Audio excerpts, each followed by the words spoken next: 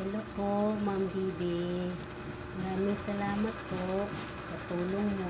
Nakuha ko na po ang pera, 700 pesos po.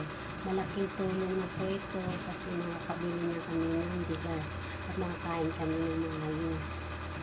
Ito pong video ko po to kung sino man manonood. Sana matulungan niyo ako para sa magulang ko kasi mga senior citizen na po sila.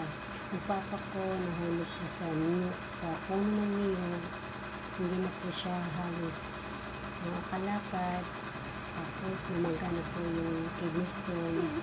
Wala nga kami, wala kami pera pa check up. Kahit man, namaga po yung kidney stone. Saka yung mama ko,